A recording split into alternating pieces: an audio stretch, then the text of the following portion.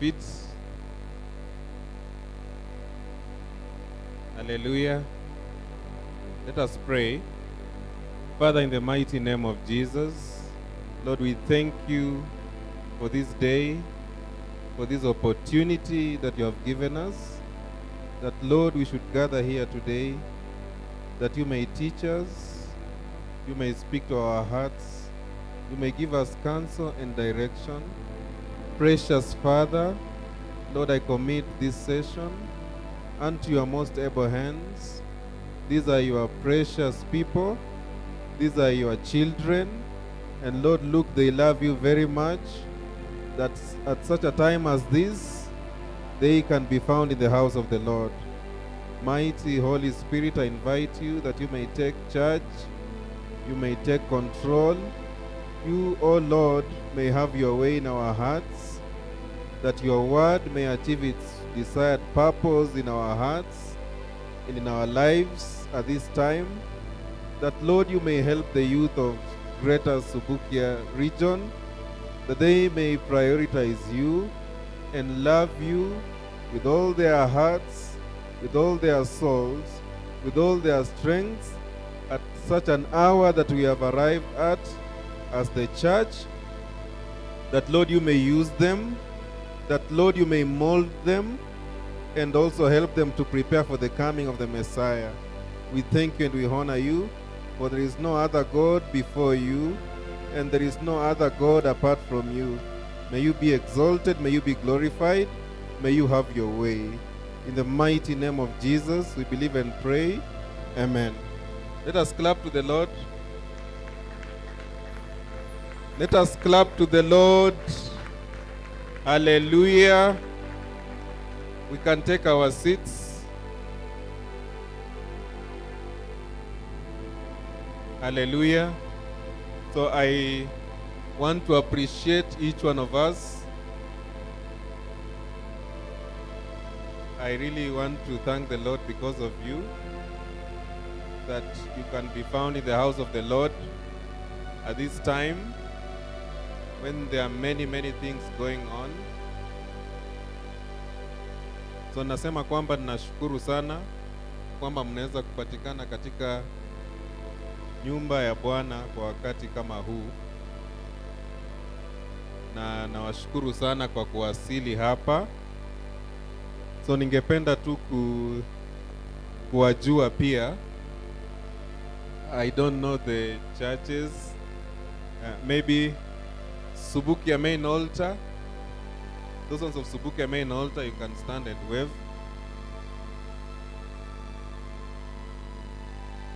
Hallelujah. Subukia main altar. And then there is Kiporonjo.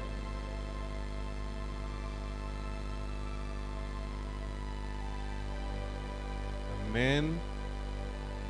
I don't know all the names. Munanda. Munanda or Kahiga. Man. I don't know which one else. Yes? Kabazi. Kabazi, if any. Men, they are here also. Kirengero. Powerful. Amen. Any other I'm forgetting? Tetu, maybe? Miloleni. Ejud. Amen. Any that have left Judea? Amen. Way. Amen. Amen. Amen. Kaptarakwa. Amen. Thank you for coming. Any other? Simboyon?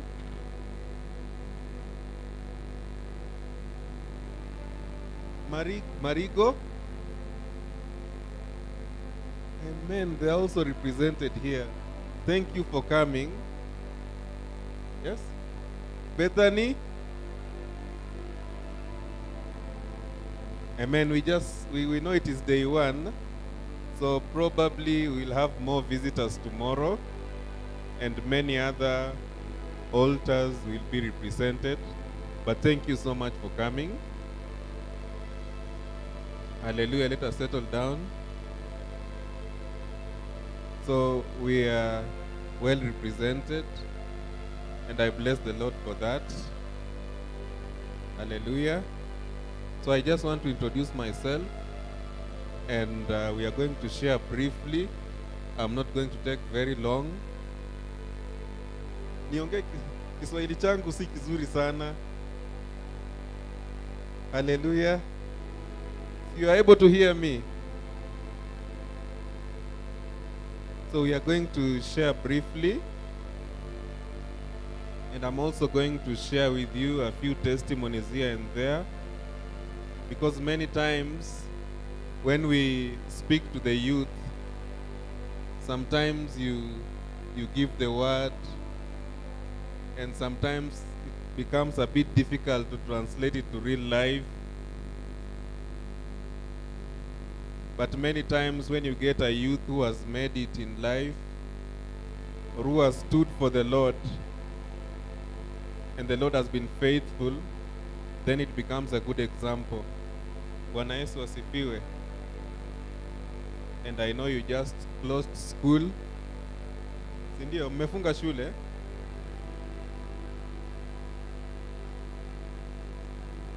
And I also know you're working very hard in school, isn't it? Si mnatia bidii shuleni? Na mimi nashukuru Bwana sana kwa wakati huu, kwa sababu mnaishi kwa yale majira ambayo naweza kusema kwamba you are living at such a privileged time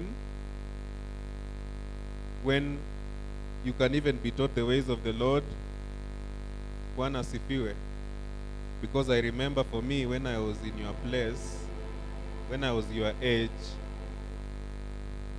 maybe for those ones who are in university or in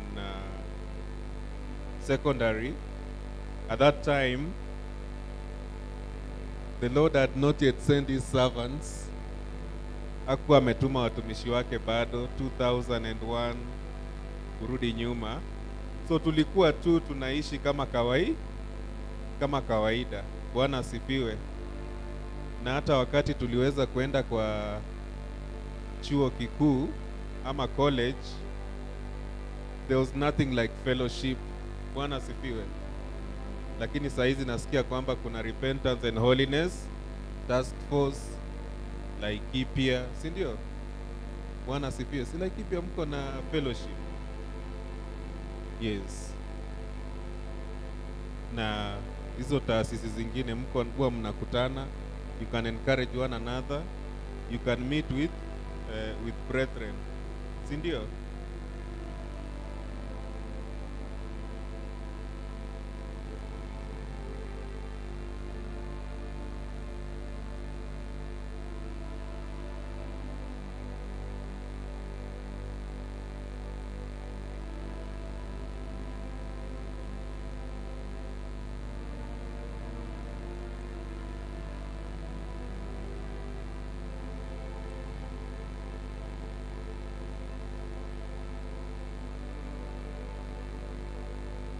So I'm going to share briefly about the youth. You are the youth. You are still young. And you realize that when you get the population, the population graph of a particular country, any other country, you will find out that the youth are the majority. Bwana Yesu asifiwe. Hallelujah. Mnakumbuka wakati wa maandamano ya Gen Z, walikuwa wengi kama siafu. Bwana Yesu asifiwe. Wamejaa kote kote. So vijana ndio ni wako wengi katika nini? Katika population. Bwana Yesu asifiwe. Na unaona vile kwa kutokosa kuelekezwa, vijana wengi wameharibika. Bwana Yesu asifiwe. Na unaona kwamba, for example, if you want to burn an entire forest or to bring it to an end, you damage the young trees, isn't it? And you see in the generation that we live in, how the devil, how Satan has targeted the youth. Bwana asifiwe. And that is why it will be very important for you as a God-fearing youth to stay focused on the Lord and to know what is good for you and what is not good for you. Bwana Yesu asifiwe. Hallelujah. So we are going to talk about the youth as the first fruit. The youth giving the first fruit to the Lord.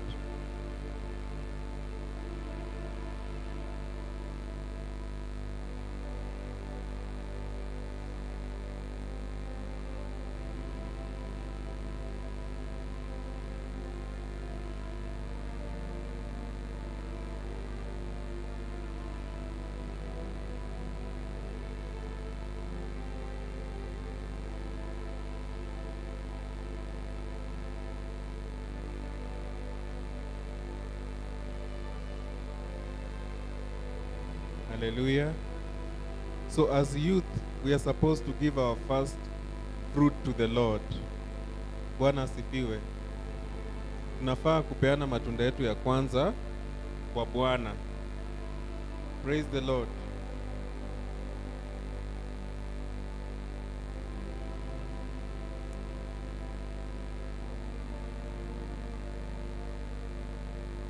And another thing I want to talk about, we need to disengage from peer pressure. Hallelujah. What is peer pressure? Sijui kwa Kiswahili tutasema aje, but we need to disengage ourselves from peer pressure. Kuna yale mambo ambayo vijana huwa wanafanya, unafanya kwa sababu wenzako wanafanya. Bwana asifiwe. Unafanya kwa sababu hiyo ndio mtindo. Bwana asifiwe. Haleluya.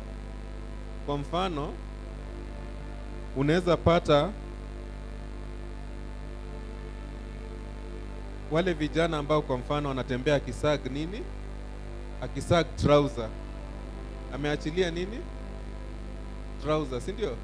Kwa sababu ni fad ama ni unaita aje?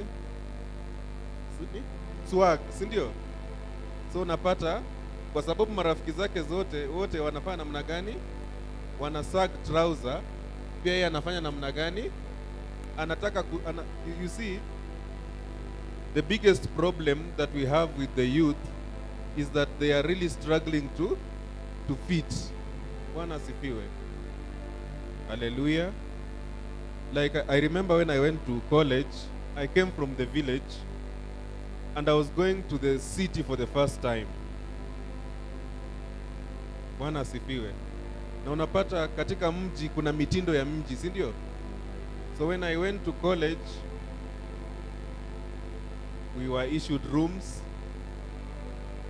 And then I found out that everyone has a boyfriend.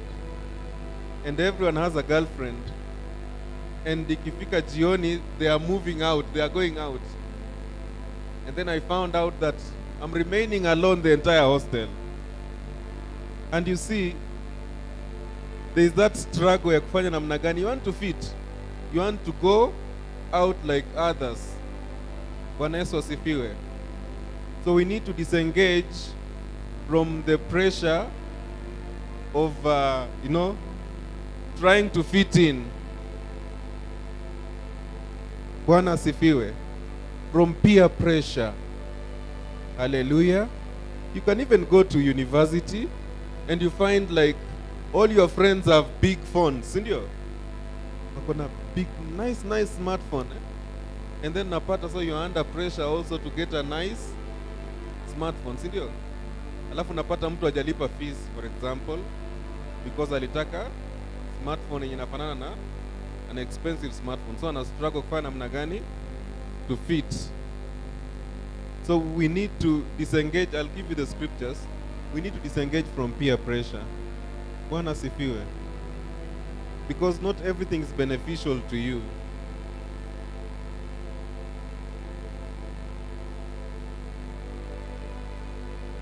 The book of Luke chapter 4 verse 1.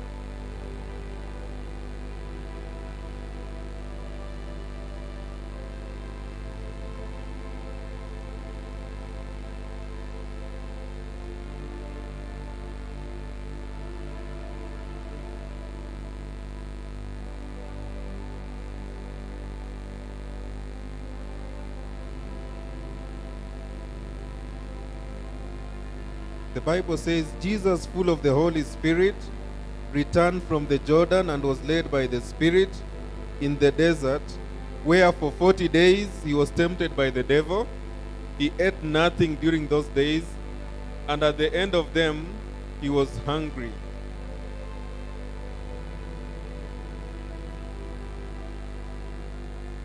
The devil said to him, "If you are the Son of God, tell this stone to become bread."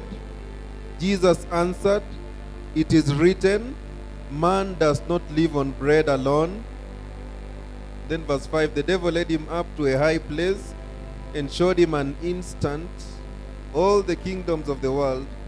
And he said to him, "I will give you all their authority and splendor, for it has been given to me, and I can give it to anyone I want to. So if you worship me, it will be yours." Jesus answered, "It is written, worship the Lord your God and serve him only." Hallelujah. So we see that our Lord Jesus developed an attitude of engaging and disengaging. He would live and go alone in solitude with the Lord, away from the pressures or the peer pressures, the normal people that, and then just go out and seek the Lord. And you see that he would go to the wilderness, he would engage and disengage. Bwana Yesu asifiwe. So we are not supposed to bow to the pressures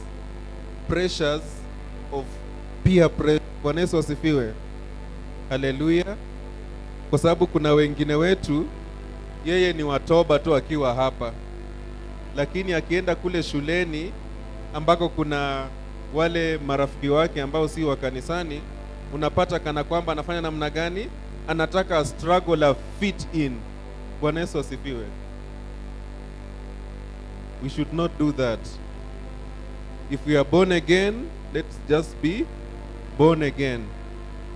Kama watakuita pastor, wakuite pastor. Bwana asifiwe.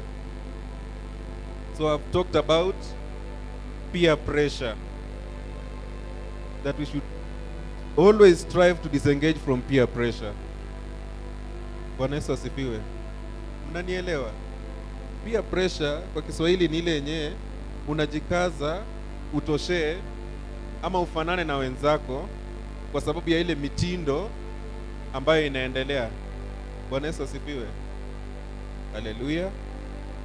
Kama huko kwetu Western, ikifika msimu wa circumcision, unapata ni kana kwamba imeshika watu wote, unapata mpaka hata wengine wanapotelea ndani. Bwana asifiwe.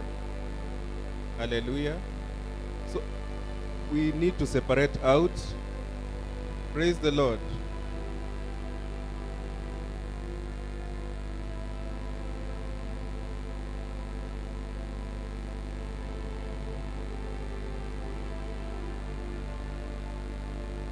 So there are a few spiritual principles to the youth that I would like us to share.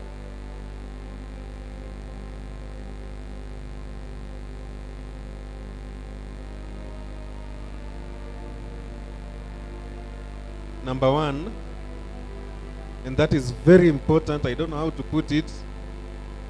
Number one, I want you to write this: seek first the kingdom of God. Tafuteni kwanza ufalme wa mbinguni. Seek first the kingdom of God. Hallelujah.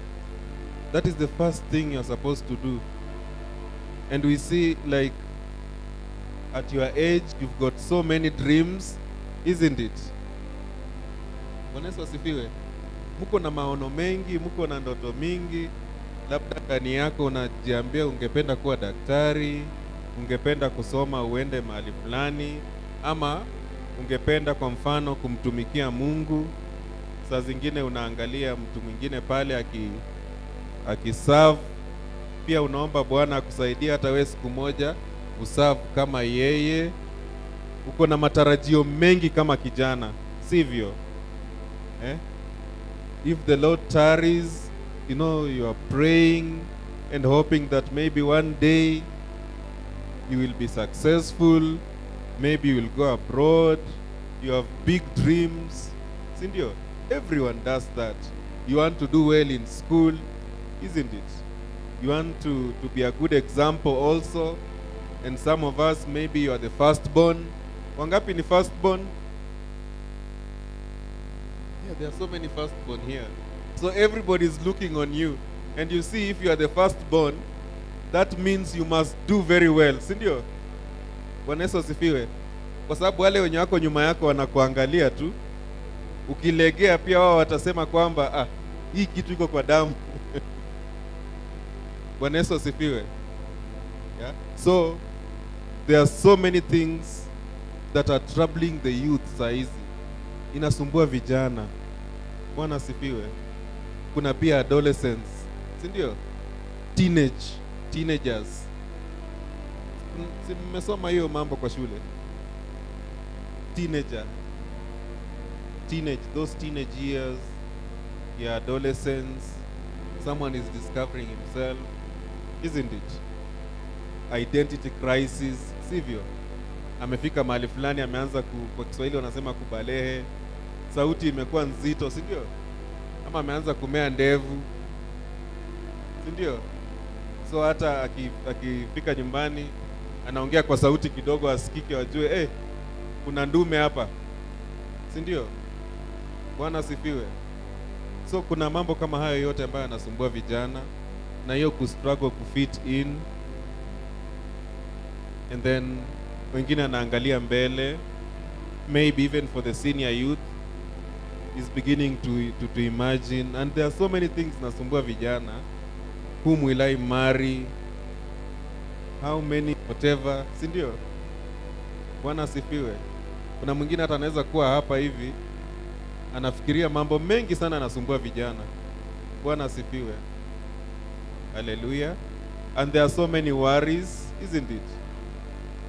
There are so many worries. People worry about what they will eat, what they will be tomorrow, they will sleep, so many things. Praise the Lord. But the most important of them all is to seek first the kingdom of God. The book of Matthew chapter 6.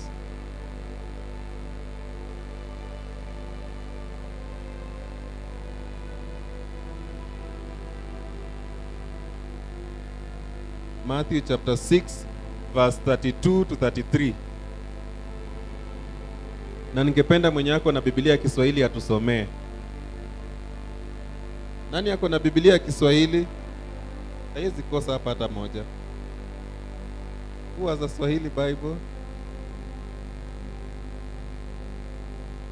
So it says, but seek first his kingdom and his righteousness, and all these things will be given to you as well.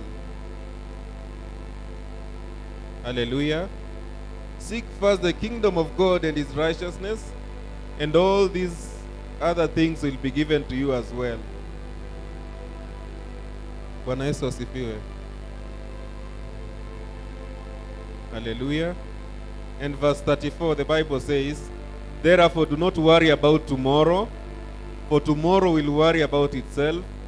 Each day has enough trouble of its own. And I want to tell you, precious youth, once you seek the Lord with all your heart, with all your soul, the Bible says, and you shall find him. If you seek the Lord with all your heart, all your soul, you shall find the Lord. Bwana Yesu asifiwe. And yes, it is true. Yes, it is true that if you seek the kingdom of God and his righteousness, these other things will add to you. Bwana Yesu asifiwe. Hallelujah.